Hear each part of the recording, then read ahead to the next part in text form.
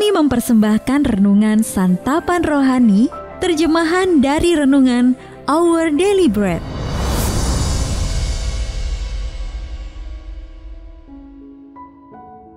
Untuk menerima notifikasi video baru kami, silakan tekan tombol subscribe dan tanda lonceng di bawah ini. Sahabat ODB, pembacaan Alkitab hari ini terambil dari 1 Korintus pasal yang ke-12 ayat yang ke-12 sampai dengan ayat yang ke-14, lalu dilanjutkan dengan ayat yang ke-21 sampai dengan ayat yang ke-27. 1 Korintus pasal yang ke-12 ayat yang ke-12 sampai dengan ayat yang ke-14, lalu dilanjutkan dengan ayat yang ke-21 sampai dengan ayat yang ke-27. Banyak anggota tetapi satu tubuh. Karena sama seperti tubuh itu satu dan anggota-anggotanya banyak, dan segala anggota itu sekalipun banyak merupakan satu tubuh. Demikian pula Kristus.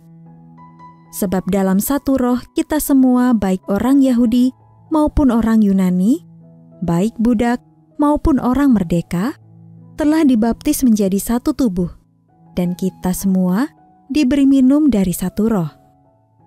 Karena tubuh juga tidak terdiri dari satu anggota, tetapi atas banyak anggota.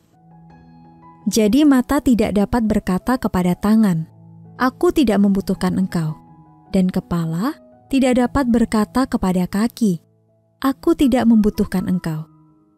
Malahan justru anggota-anggota tubuh yang nampaknya paling lemah, yang paling dibutuhkan. Dan kepada anggota-anggota tubuh yang menurut pemandangan kita kurang terhormat, kita berikan penghormatan khusus. Dan terhadap anggota-anggota kita yang tidak elok, kita berikan perhatian khusus. Hal itu tidak dibutuhkan oleh anggota-anggota kita yang elok. Allah telah menyusun tubuh kita begitu rupa, sehingga kepada anggota-anggota yang tidak mulia diberikan penghormatan khusus, supaya jangan terjadi perpecahan dalam tubuh. Tetapi supaya anggota-anggota yang berbeda itu saling memperhatikan. Karena itu, jika satu anggota menderita, semua anggota turut menderita. Jika satu anggota dihormati, semua anggota turut bersuka cita.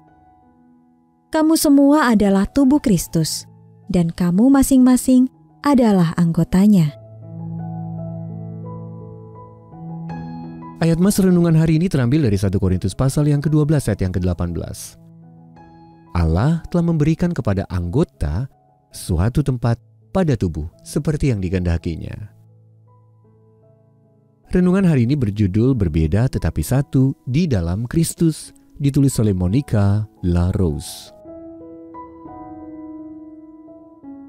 Sahabat ODB, dalam esai berjudul Service and the Spectrum, Pelayanan dan Spektrum Autisme, Profesor Daniel Bowman menulis tentang kesulitan yang dihadapinya sebagai penyandang autisme saat memutuskan untuk melayani di gerejanya.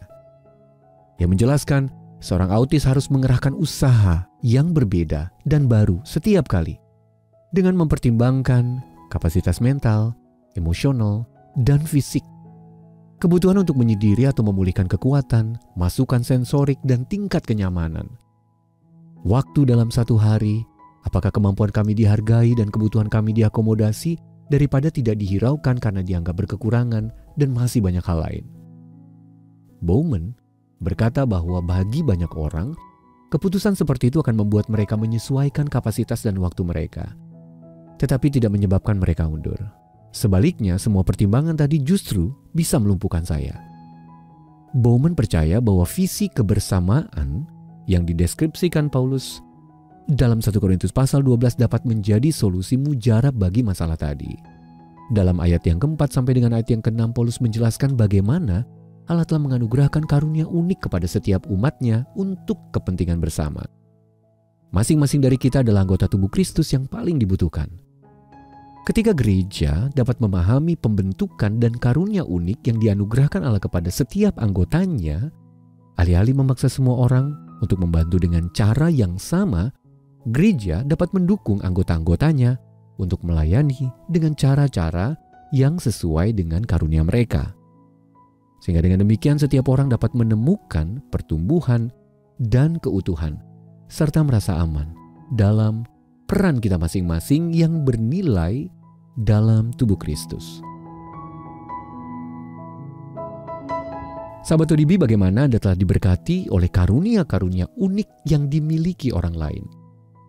Lalu bagaimana gereja dapat mendorong keberagaman dalam pelayanan? Mari kita berdoa. Ya Bapa, terima kasih karena Engkau menciptakan kami secara unik. Tolonglah aku untuk menghargai setiap anggota tubuh Kristus. Dalam nama Tuhan Yesus kami berdoa. Amin.